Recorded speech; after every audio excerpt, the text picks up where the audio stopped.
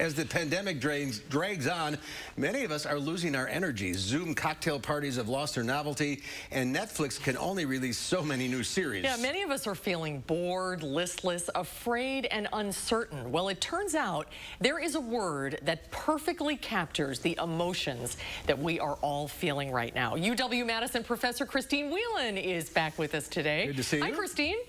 Hi there. Good to see you guys. So what is this word? What's the magic word? So the magic word is acedia, and it's an old word that was really used mostly by Christian monks back in like the 4th and 5th century.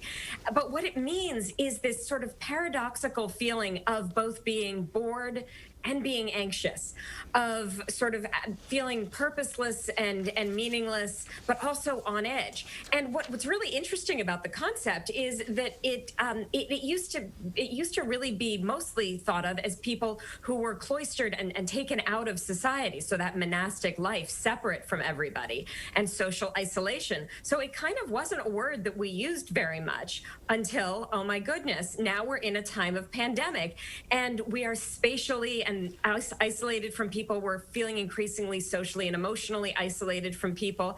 And all of a sudden, my Facebook feed and all of my articles are talking about, hey, what is this word, acedia? So I thought it was time to bring it back into the lexicon. Yeah, we're all kind of living like monks these days. So for people who are feeling like this, what's the solution?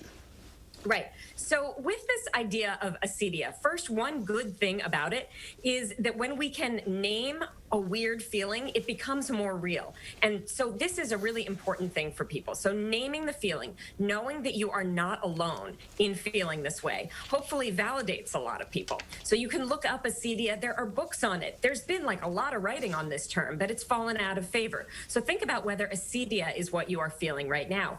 And if it is, the monks had their solution for it, and their solution was routine, routine, routine. So set up a routine and take pleasure in the smaller things of life. And that can be really good for some people.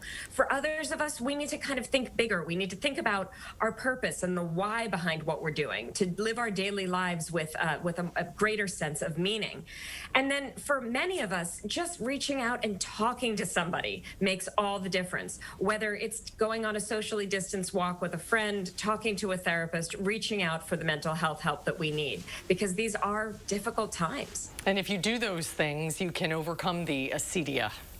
Yeah, you can overcome it, or at least you can kind of integrate it and know what it is as you're feeling it. Because we all have so many feelings, but giving a name to it really kind of allows some emotional regulation such that we don't have to let those feelings rule our lives. What's happened to me this weekend? I was going to cut down all the hosses and everything, but I just didn't get around to it. Just watch TV.